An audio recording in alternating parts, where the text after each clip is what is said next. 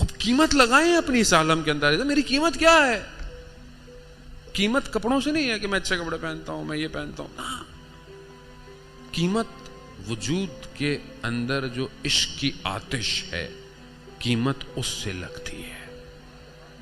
نشا عطا پوری جو ہے وہ تذکرۃ الاولیاء میں اسی ایک جوان کی قیمت بتا رہا ہے. ایک جوان جس کا نام حسین یوسف ہے، پسر حسین. اس کو اسی نام سے اس میں لکھا اس نے، یوسف پسر حسین، یعنی یوسف حسین کا بیٹا. کسی قبیلے میں دوسرے قبیلے میں گیا کام کرنے. کیا کام کرتا ہے؟ چرواہا ہے، اونٹوں کو چراتا ہے. رات کی تاریکی ہے، اپنی جھوپڑی میں بیٹھا ہوا ہے. اچانک سے جھوپڑی میں ایک جوان عورت داخل ہوئی.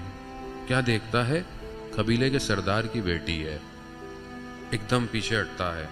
اس کو کہتی ہے کہ جب سے تم آئے ہو میری تم پر نگاہ ہے، تم بہت خوبصورت ہو. اب اس کا بدن لرزنا شروع ہو جاتا ہے. وہ اس کے اور آگے آتی ہے، یہ اور پیچھے ہٹتا ہے. وہ کہتی ہے میں تمہارے لیے حاضر ہوں. اس کے بدن پہ جو کپ کپی تاری ہوتی ہے، ایک دم اپنی جھوپڑی سے بھاگتا ہے.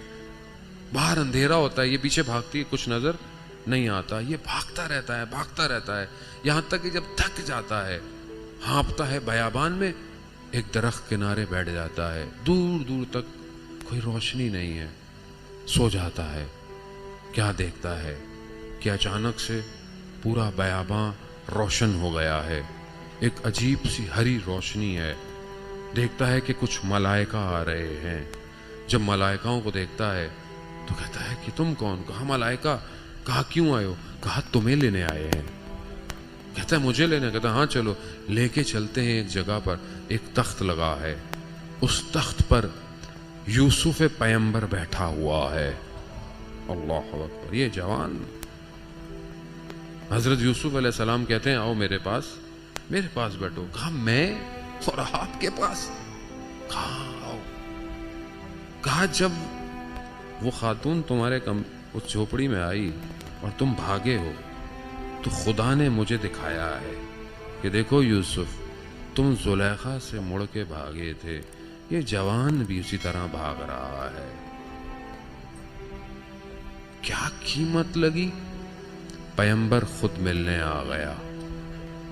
قیمت ہے نا، اپنی قیمت لگائیں.